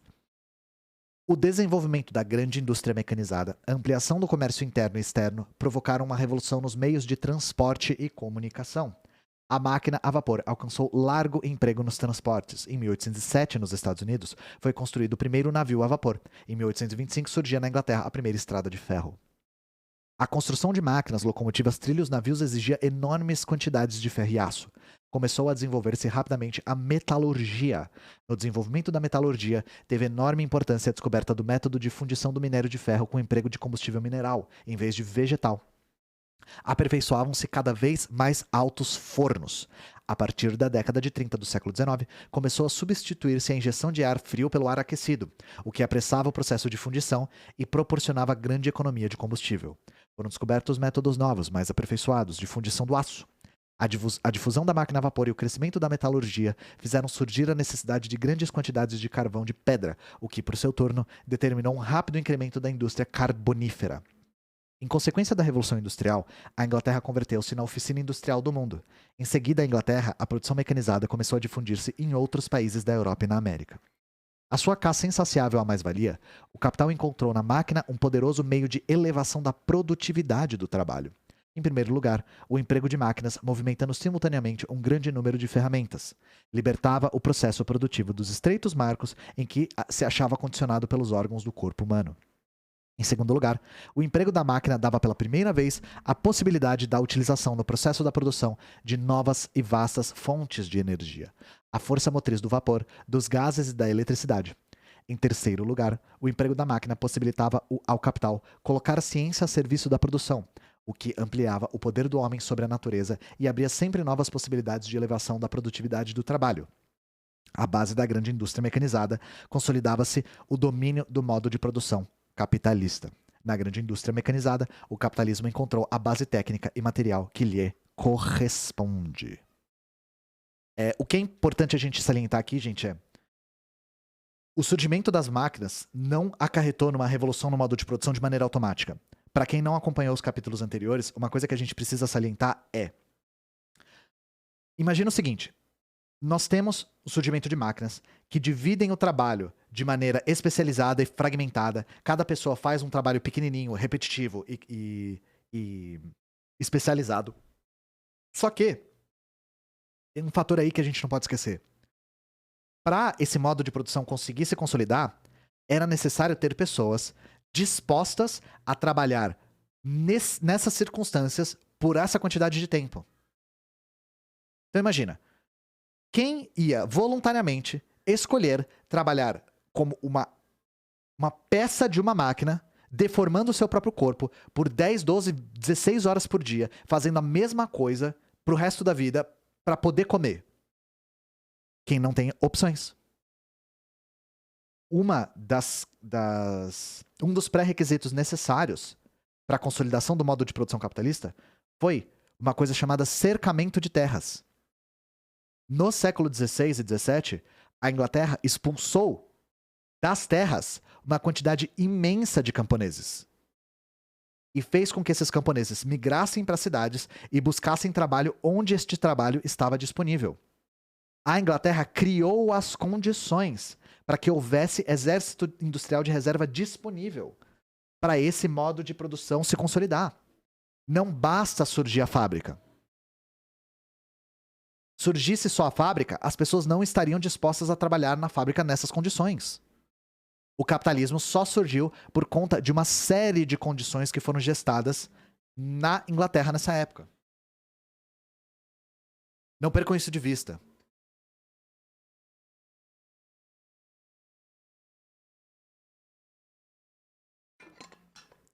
Antes, a maior parte das pessoas trabalhava no campo e sequer usava dinheiro. foi extremamente violento, extremamente violento. As pessoas que trabalhavam no campo nas suas próprias pequenas propriedades, nas pequenas terras, mesmo que de forma servil, essas pessoas não usavam dinheiro na maior parte do tempo. As pessoas, elas usavam uma espécie de produção orgânica. O dinheiro era bem marginal. Uma das coisas que o capitalismo inaugura é que o dinheiro se torna o principal meio de troca de mercadorias e a mercadoria se torna o centro de todas as relações sociais. Porque lembra que eu falei que antes se produzia muitas coisas artesanalmente de maneira doméstica e agora, por conta do regime de trabalho, as pessoas têm que buscar comprar no mercado? A mercadoria se torna o centro das relações sociais. Inclusive, o próprio trabalho se torna mercadoria. A gente vende o nosso trabalho. E antes não. No modo de produção feudal não se vendia trabalho. Pelo menos não no modo de produção, né? Não significa que não tinha trabalho vendido. Mas vamos lá. A industrialização capitalista. A Revolução Industrial deu início à industrialização capitalista, a criação da grande indústria mecanizada. A base da industrialização é a indústria pesada, a produção de meios de produção. Entretanto, o desenvolvimento da grande indústria mecanizada capitalista iniciou-se historicamente com o desenvolvimento da indústria leve, isso é, aqueles ramos que produzem artigos de consumo individual. Eu não sei se ele vai falar isso aqui, mas a gente costuma chamar isso de bens de capital e bens de consumo. A indústria que produz indústria é a indústria de bens de capital. E a indústria que produz bens de consumo... A indústria que produz artigos de consumo individual, desculpa, eu misturei as palavras, né? É a indústria de bens de consumo. Para criar e equipar empresas dos ramos da indústria leve, são necessários menores recursos. O capital gira mais rapidamente do que nos ramos que produzem meios de produção. Essa a razão porque os capitais, em sua corrida à mais-valia, dirigem-se antes de tudo para a indústria leve. O desenvolvimento da grande indústria mecanizada nos ramos que produzem objetos de consumo faz aumentar a procura de máquinas e equipamentos de carvão, de metal, de materiais de construção e etc. Ao mesmo tempo, acumulam-se paulatinamente na indústria leve lucros consideráveis que procuram aplicação. Chega então a vez do rápido desenvolvimento da indústria pesada. A industrialização capitalista é um processo que se prolonga por muitos decênios. A industrialização capitalista realiza-se, antes de tudo, mediante a exploração do operário assalariado e do campesinato trabalhador de um determinado país. Ao mesmo tempo, na industrialização dos países capitalistas, um importante papel é desempenhado pelas fontes externas, entre as quais diferentes formas de pilhagem dos trabalhadores de outros países, particularmente das colônias. Assim, a industrialização capitalista da Inglaterra realizou-se em grande medida através da ocupação e da pilhagem das colônias. Conquistando colônias em todas as partes da Terra, a Inglaterra extraiu delas somas imensas, invertendo-as em sua indústria. A industrialização capitalista na Alemanha foi levada a cabo depois da Guerra Franco-Prussiana, quando a Alemanha, tendo derrotado a França, obrigou-a ao pagamento de contribuições no montante de 5 bilhões de francos, dos quais parte considerável foi empregada no desenvolvimento da indústria. Inclusive, a França perdeu parte do seu território nessa guerra. Então, também foi a divisão do território, não só o pagamento da indenização. A industrialização capitalista realiza-se também frequentemente através de ruinosas concessões e empréstimos, que acarretam a dependência econômica da política de países atrasados aos países capitalistas desenvolvidos. A Rússia czarista, por exemplo, fez concessões e recebeu empréstimos das potências ocidentais em condições leoninas, esforçando-se, assim, por colocar-se pouco a pouco no caminho da industrialização. Quando aconteceu a Revolução Russa, eles não pagaram nada. Fica aí o registro, né? E olha só. Ai, coitada da França, perdeu a guerra pra Alemanha e perdeu a Alsácia-Lorena. Então, quando a França perdeu a Alsácia-Lorena, ela se voltou pra onde? Para suas colônias na Ásia. E começou a explorar violentamente as suas colônias na Ásia. Inclusive, foi nessa época que a França formou a Indochina Francesa, que era Vietnã, Camboja e o país que a gente não fala o nome aqui nesse canal, né? Na história dos diversos países, esses diferentes caminhos não raramente se entrelaçaram e se complementaram mutuamente. Exemplo disso é a história do desenvolvimento econômico dos Estados Unidos da América. Nos Estados Unidos, a grande indústria foi criada em forte medida graças aos empréstimos externos e aos créditos a longo prazo, e também através da pilhagem desalmada da população indígena da América. Apesar do desenvolvimento da indústria mecanizada nos países burgueses, uma parte considerável do mundo capitalista continua a viver e trabalhar nas condições do predomínio de uma técnica primitiva e manual. A industrialização capitalista provocou o rápido crescimento das cidades e dos centros industriais. O número de grandes cidades na Europa, com populações superiores a 100 mil habitantes, aumentou em 7 vezes no transcurso do século XIX. O peso específico da população urbana cresceu ininterruptamente às expensas da população rural. Na Inglaterra, já em meados do século XIX, e na Alemanha, em princípios do século XX, mais da metade de toda a população eslava concentrada nas cidades. Eslava. A produção estava. Para vocês verem como o OCR confunde o L com o T, né? População eslava.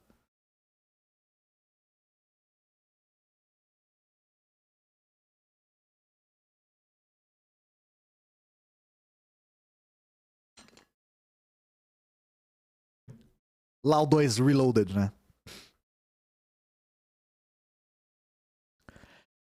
Em consequência da Revolução Industrial e do posterior desenvolvimento da indústria mecanizada nos países capitalistas, constitui-se o proletariado industrial.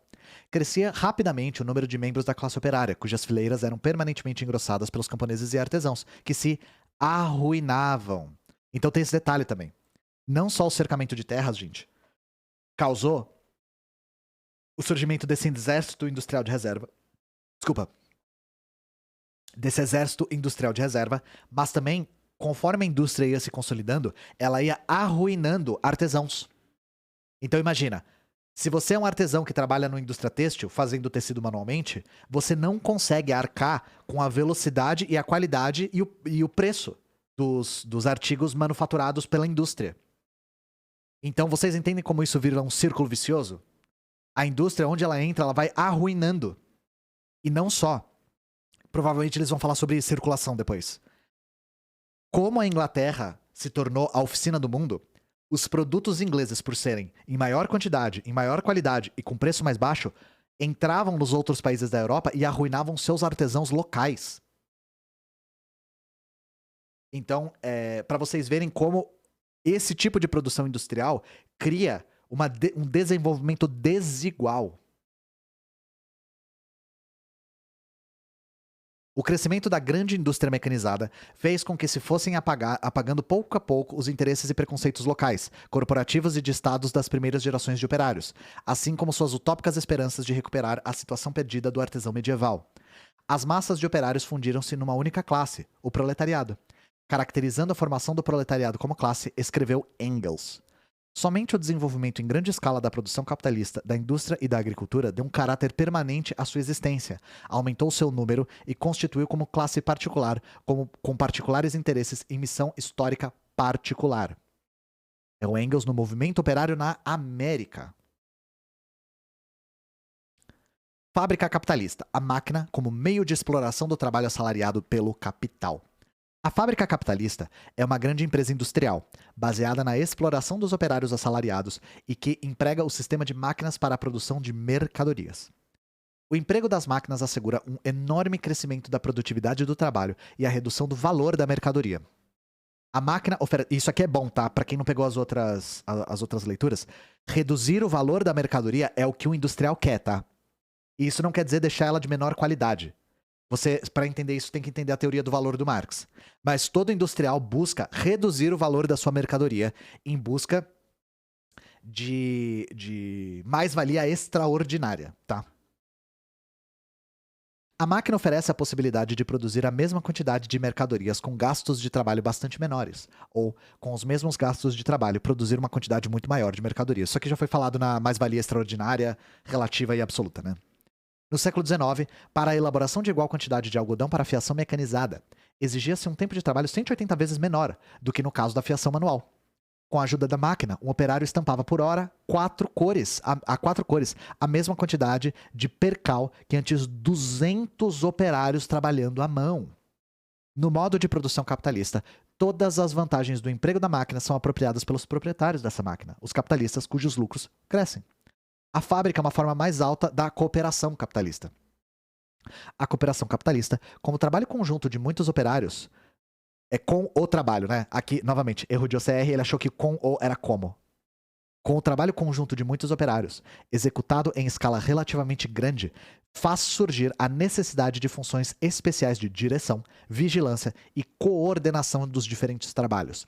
Na empresa capitalista, a função de direção é desempenhada pelo capitalista e apresenta características específicas, manifestando-se ao mesmo tempo também com uma função de exploração dos operários assalariados pelo capital. O capitalista não é capitalista pelo fato de dirigir a empresa industrial, mas ao contrário, torna-se dirigente da empresa por ser capitalista. Já nas condições da cooperação simples, o capitalista liberta-se do trabalho físico.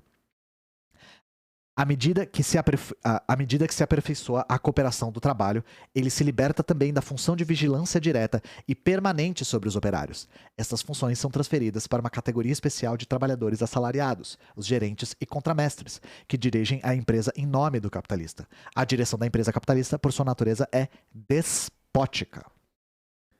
Com a passagem à fábrica, o capital leva a termo a criação de uma disciplina particular, a disciplina capitalista do trabalho. A disciplina capitalista do trabalho é a disciplina da fome.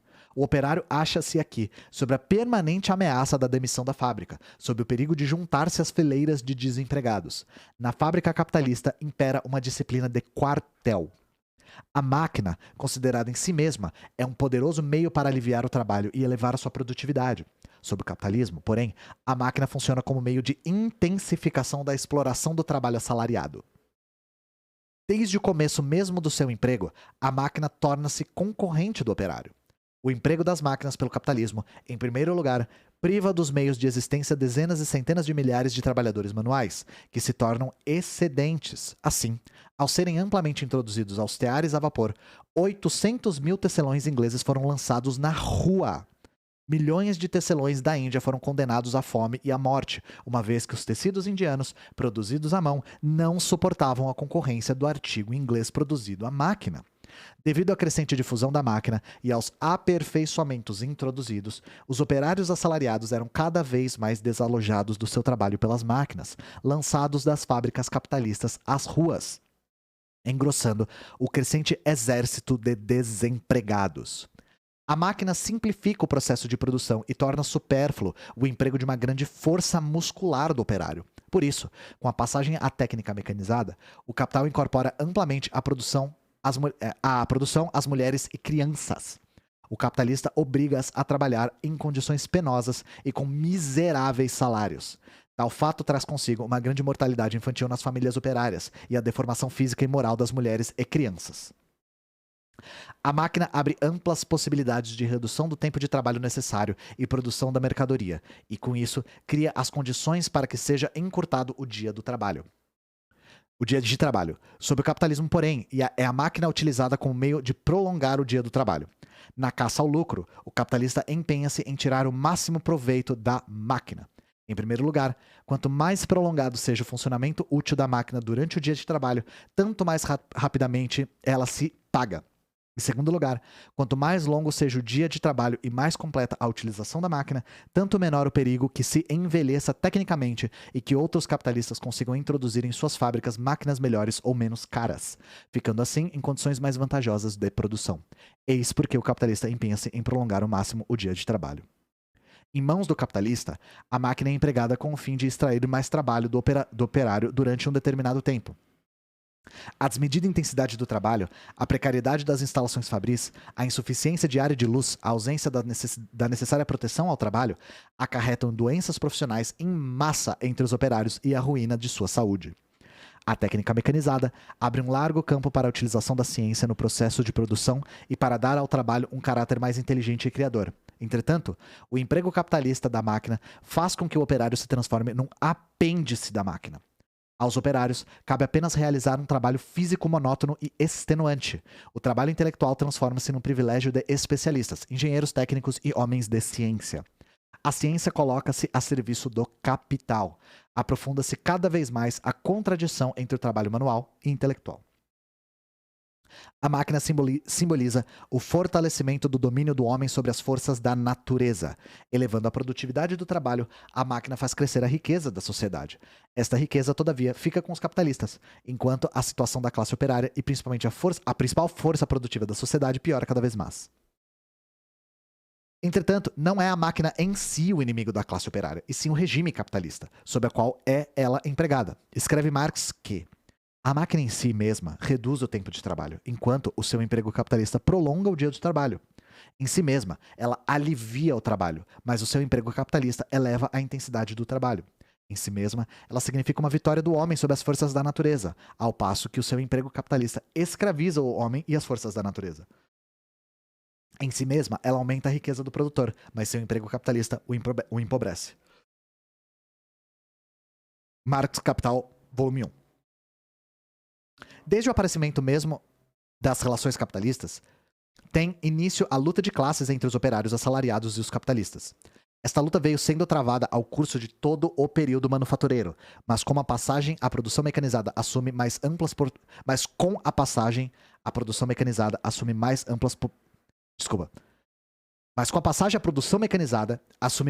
proporções e maior grandeza. Tá faltando uma crase aqui, por isso tá difícil de ler.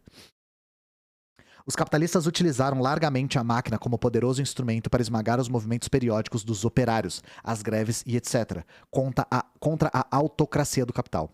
Depois de 1830, surgiram na Inglaterra numerosas invenções reclamadas diretamente pelos interesses da luta de classes dos capitalistas contra os operários e pelo desejo dos capitalistas de quebrar a resistência dos operários ao jugo do capital, através da redução do número de operários ocupados e do emprego de trabalho menos qualificado. Desse modo, o emprego capitalista da máquina faz com que aumente a exploração do trabalho pelo capital e com que se aguçem as contradições de classe entre operários e capitalistas. Como ele pulou essa parte, vale a pena a gente falar. Talvez o primeiro movimento de revolta contra o modo de produção capitalista, gente, foi o movimento ludista na Inglaterra. Que eu até vou procurar uma foto aqui.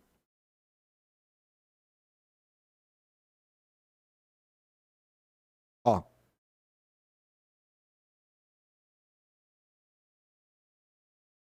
Esse é o Ned Ludd. O Ned Ludd é uma figura lendária que era o arquétipo do operário dessa época. E a primeira coisa que os operários fizeram foi destruir as máquinas. Destruir as máquinas. Então, eles quebravam as máquinas para tentar se libertar desse tipo de escravização que as máquinas proporcionavam. A questão é, o problema não é a máquina, né? O problema é a estrutura.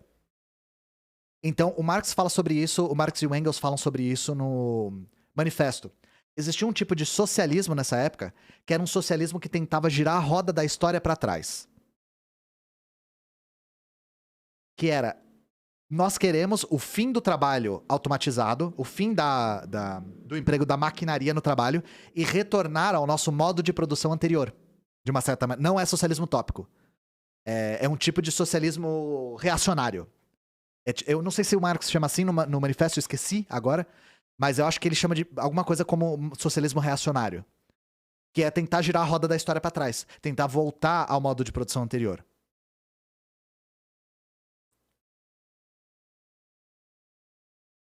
Um exemplo de ação direta que a gente sabe que não tem o efeito esperado, não tem o efeito esperado no sentido de que não funciona, né? Você quebra a máquina, o capitalista vai lá e compra outra. Não faz a menor diferença. É reacionário mesmo, né? É socialismo reacionário. Ele fala no manifesto sobre isso. Mas, depois, conforme o capitalismo foi se desenvolvendo na Inglaterra, surgiram organizações de operários mais conscientes. Isso foi se desenvolvendo aos pouquinhos, tá, gente? O que a gente tem que observar é que os antagonismos de classe entre o operariado, entre o proletário e a burguesia não estavam muito claro nessa época ainda.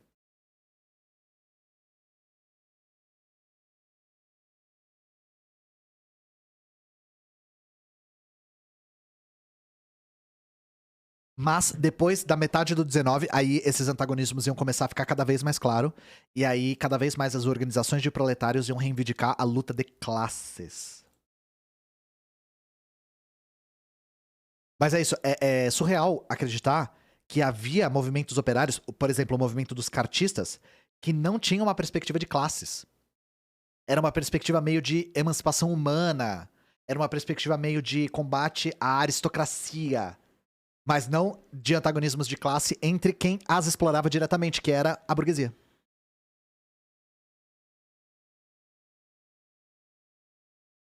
Grande indústria na agricultura. Eu acho que é o último capítulo aqui já. O desenvolvimento da grande indústria fez com que as máquinas passassem a ser utilizadas também na agricultura. A possibilidade do emprego das máquinas é uma das mais importantes vantagens apresentadas pela grande produção agrícola. As máquinas elevam consideravelmente a produtividade na agricultura. Entretanto, a pequena economia camponesa não comporta a utilização de máquinas, pois que para a aquisição dessas são necessários consideráveis meios. Além disso, a aplicação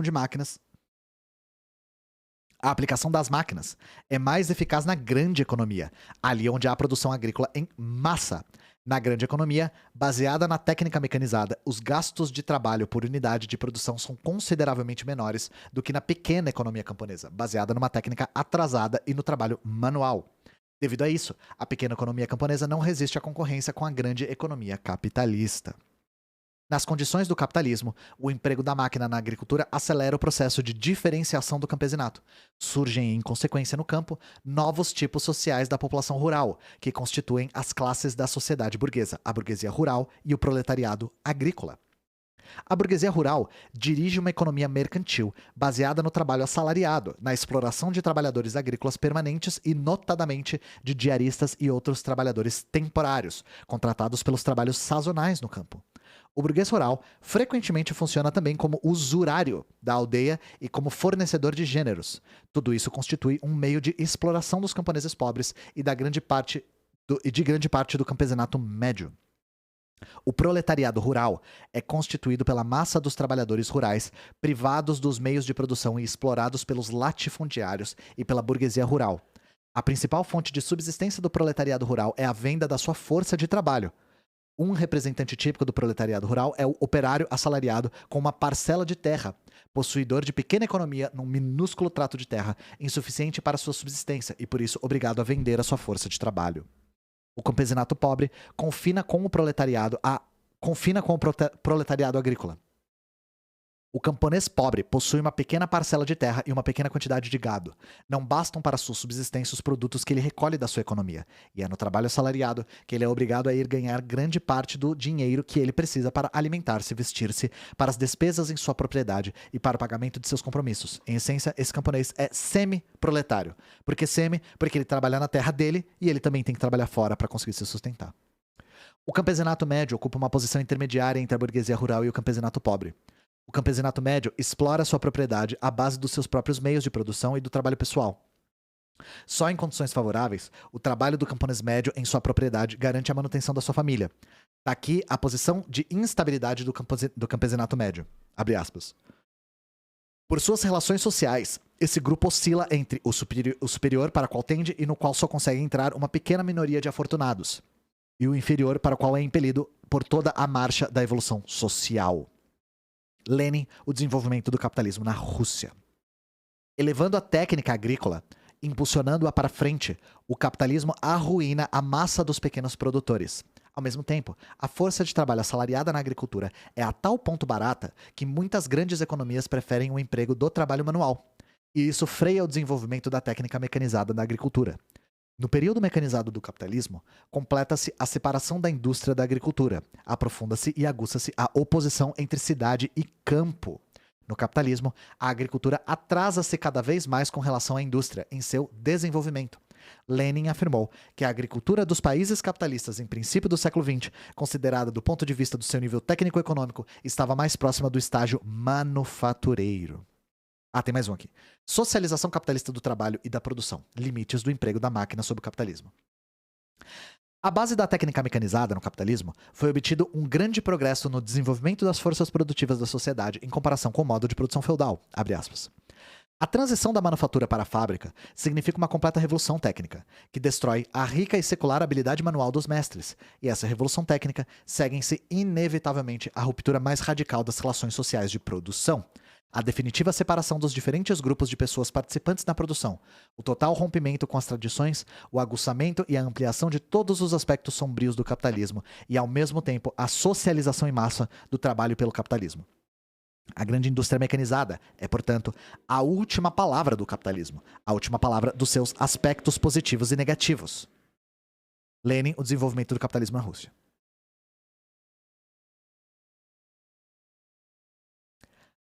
À base da grande indústria mecanizada, completa-se o processo espontâneo da ampla socialização do trabalho pelo capital. Em primeiro lugar, como resultado do emprego das máquinas, a produção industrial concentra-se cada vez mais nas grandes empresas. A máquina, por sua própria natureza, exige o trabalho conjunto de muitos operários.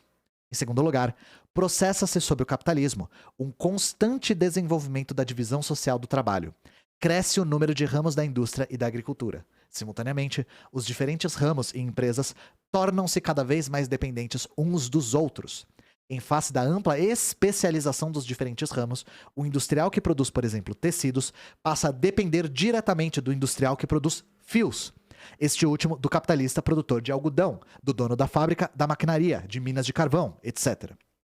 Em terceiro lugar, desaparece a dispersão das pequenas unidades econômicas, que é a própria economia natural, que é própria da economia natural, e os pequenos mercados locais fundem-se num vasto mercado nacional e mundial. Em quarto lugar, o capitalismo com sua técnica mecanizada vai suprimindo as diferentes formas de dependência pessoal do trabalhador. A base da produção se torna um trabalho assalariado livre. Cria-se uma grande mobilidade da produção, o que assegura uma ininterrupta torrente de força de trabalho aos ramos industriais em crescimento. Em quinto lugar, à medida que se difunde a produção mecanizada, surgem numerosos centros industriais e grandes cidades. A sociedade cinde-se, mais e mais, em duas classes fundamentais antagônicas. A classe dos capitalistas e a classe dos operários assalariados. Pausa. São as únicas classes? Não. Não. A sociedade cinde-se cada vez mais e mais, em duas classes. São as únicas? Não. Mas isso é tendencial. A socialização do trabalho e da produção, conseguida à base da técnica mecanizada, constitui um considerável passo à frente no desenvolvimento progressista da sociedade. Todavia, a avidez dos capitalistas que aspiram lucro ergue determinados limites ao desenvolvimento das forças produtivas. Do ponto de vista social, o emprego da máquina será vantajoso se o trabalho invertido na produção da máquina for menor do que aquele que o seu emprego poupará, e também se a máquina tornar mais leve o trabalho. Para o capitalista, porém, o que importa não é a economia de trabalho social e nem o alívio do trabalhador operário, mas a economia com o pagamento dos operários. Por isso, os limites para o emprego da máquina pelo capitalista são mais estreitos. Tais limites são determinados pela diferença entre o preço da máquina e os salários dos operários que ele substitui durante o período de funcionamento da máquina. Daqui torna-se claro que quanto mais baixos os salários dos operários, tanto menor o interesse do capitalista em introduzir máquinas. Assim, por exemplo, enquanto na Inglaterra os operários não conseguiram proibir a exploração do trabalho barato de mulheres e crianças nos trabalhos subterrâneos das minas, os capitalistas não manifestaram interesse em utilizar máquinas nesses trabalhos. Por isso, até hoje, o trabalho manual é ainda largamente empregado na indústria e particularmente na agricultura dos países capitalistas. A grande indústria mecanizada aguçou a luta de concorrência entre os capitalistas, acentuou o espontaneísmo e a anarquia de toda a produção social. O emprego capitalista da máquina trouxe consigo não apenas o rápido desenvolvimento das forças produtivas da sociedade, mas também um aumento da opressão do trabalho pelo capital. O agravamento de todas as contradições do modo de produção capitalista. Ao mesmo tempo, acompanhando o desenvolvimento da técnica e a socialização do trabalho pelo capital, opera-se a coesão da classe operária, eleva-se seu grau de organização e de consciência.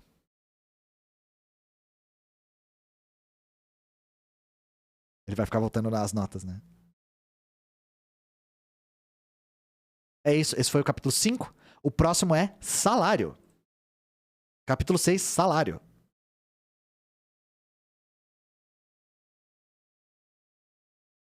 Uma hora de texto aí. Minha garganta tá doendo já. Salário quero. Salário quero.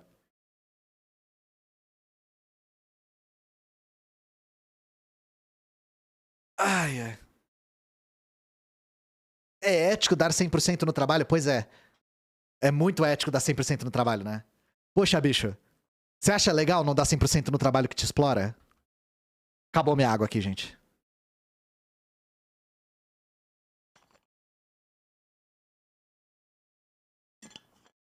Tem vídeo de eu lendo parte 1 e 2, 3? Acho que tem um camarada que tá colocando no YouTube, eu vou ter que procurar.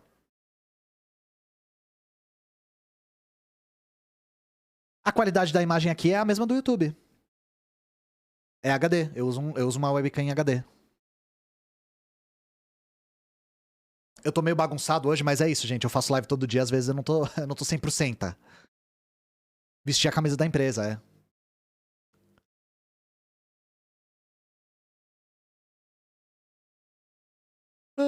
Como eu posso começar a entender sobre política? Depende de que área da política você quer entender. Mas eu te faço um convite pra colar no sábado, porque eu vou fazer princípios básicos do comunismo aqui no canal.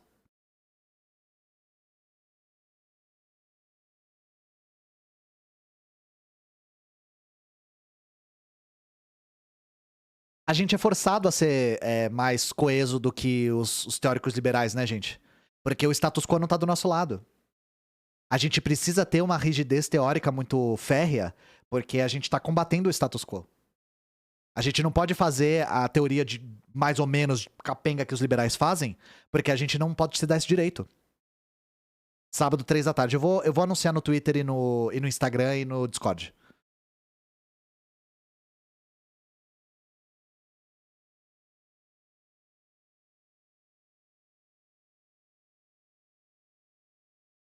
Toda terça é leitura, é.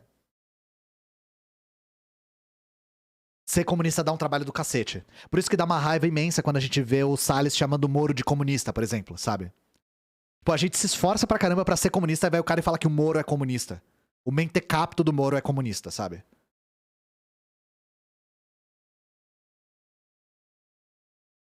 Pra ser liberal, basta você ter nascido e não se preocupar em entender o mundo ao seu redor. Aí você já é liberal, né? Live é sempre 3 da tarde, Mechan. Eu faço 5 lives por semana.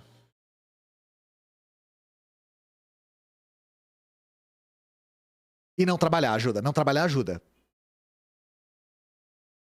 Amanhã é cabelo público. Pois é, vou fazer esse convite de novo. Amanhã eu vou estar no canal do Gustavo, né?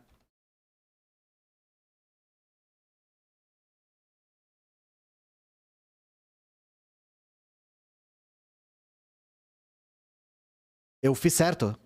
Eu escrevi certo o nome do canal dele?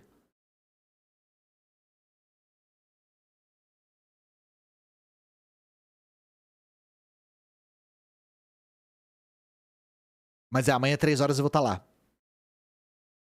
História, história. Mas é isso, gente. Vamos de raid pra Ju. Que eu vou sair e vou começar a estudar, continuar estudando, né, pra live de sábado, né? Que eu preciso preparar ela bonitinho pra vocês.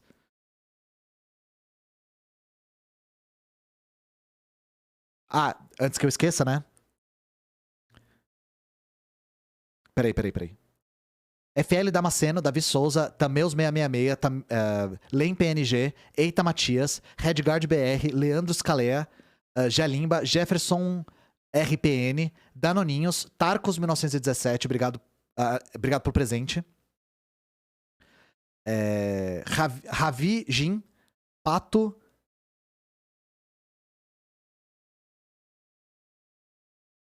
Eu tô achando que eu não tô entendendo esse nome. SNT, é isso, acha?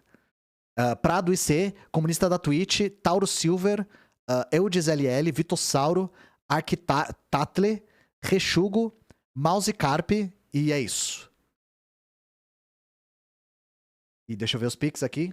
Não quero ser mal educado, né? Camarada Roran, obrigado pelos R$5. Coxambra, obrigado pelos R$10. Redguard BR, sobre Canudos Belo Monte foi uma experiência socialista no BR. Não, mas depois a gente fala isso. Na próxima live me lembra de falar sobre isso. Obrigado pelos R$3. Anônimo, obrigado pelos R$20. E vamos pra Ju agora sim.